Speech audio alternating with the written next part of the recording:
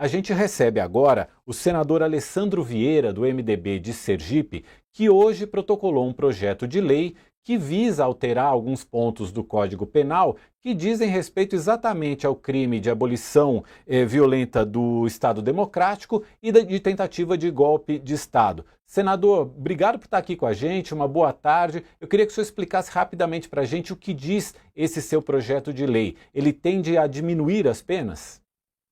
Boa tarde. Sim, ele faz uma distinção entre aquelas pessoas que efetivamente tiveram participação em atos de planejamento, organização, financiamento dos chamados atos golpistas e de todo aquele enredo descrito na denúncia principal da PGR, e os outros tantos, quase milhares, que participaram do momento de ação em multidão, aqueles atos do 8 de janeiro.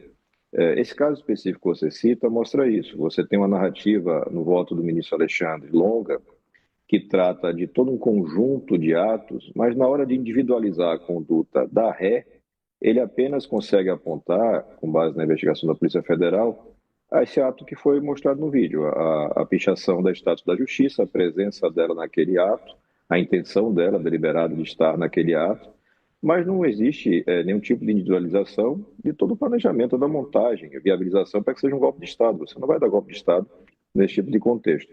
Então, o que a gente faz? A gente cria tipos privilegiados, ou seja, aquele que só teve participação em atos materiais tem penas menores, e a gente faz a definição expressa de que você não pode ter a punição dupla por um fato só, por uma conduta só, como o ministro Alexandre e os demais ministros, na sua maioria, vêm acompanhando, fazendo a aplicação da pena por golpe de Estado e abolição violenta.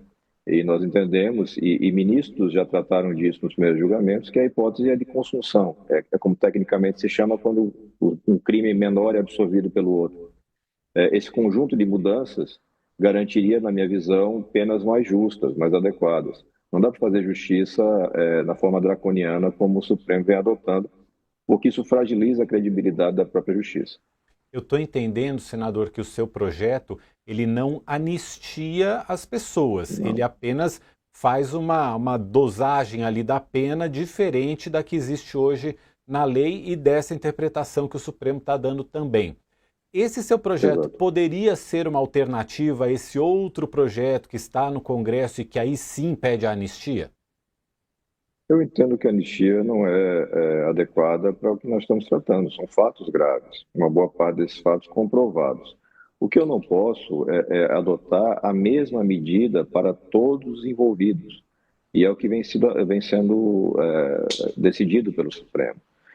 Não tem uma modulação nisso. Você tem, por vezes, condutas que, uma vez individualizadas, não correspondem à descrição inicial. Então, quando você tem a denúncia do chamado núcleo central, você tem claramente individualização das condutas, toda uma preparação, pessoas que efetivamente tinham poder de fogo para dar um golpe de Estado ou tentar dar um golpe de Estado. E você tem no dia 8 de janeiro uma ação de multidão inflamada, que é favorecida por uma omissão criminosa da Polícia Militar do Distrito Federal e que gera todo aquele caos, aquela destruição. Esses fatos todos têm que ser punidos, na minha visão. Eles aconteceram. Mas eu não posso usar a justiça como um mecanismo de vingança, como um mecanismo de atemorizar a sociedade.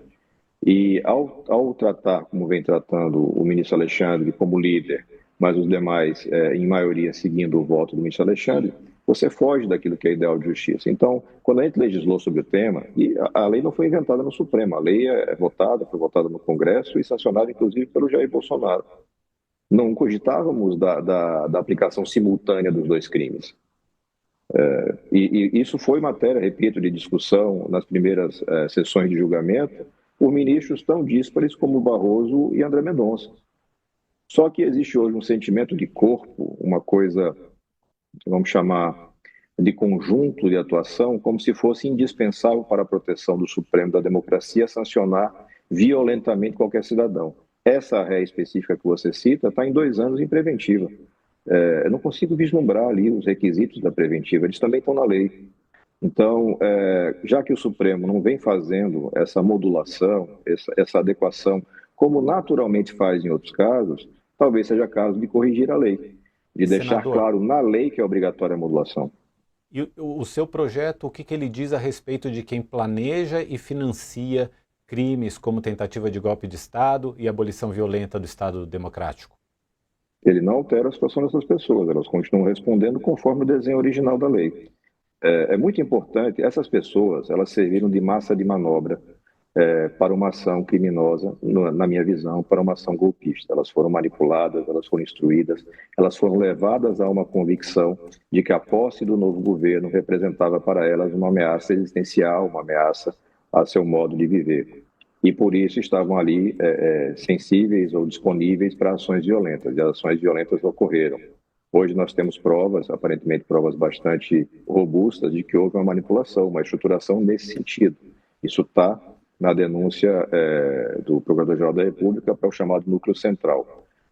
Essas pessoas do Núcleo Central tiveram toda uma conduta individualizada, robustamente demonstrada, comprovada.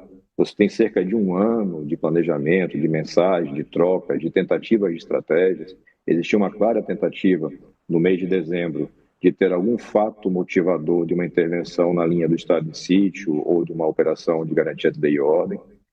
Mas isso não significa que as outras pessoas, centenas, que apenas são identificadas no dia 8 de janeiro, nas ações do 8 de janeiro, devam ser apenadas da mesma forma. Então a gente separa o joio do trigo, para não permitir que essas pessoas que foram massa de manobra numa tentativa de golpe, agora virem massa de manobra numa tentativa de anistia. Tem muita gente que não se preocupa com essas pessoas, não se preocupa com a democracia ou com o Estado Democrático de Direito, se preocupa apenas com seus próprios interesses. E ter uma legislação ainda mais clara favorecerá a quem tenha decisões corretas, justas e respeitáveis por parte do nosso judiciário. Senador Alessandro Vieira, muito obrigado pela entrevista aqui ao UOL News e esclarecendo aí os pontos do projeto que o senhor apresentou hoje. Obrigado e volte sempre, uma boa tarde. Boa tarde.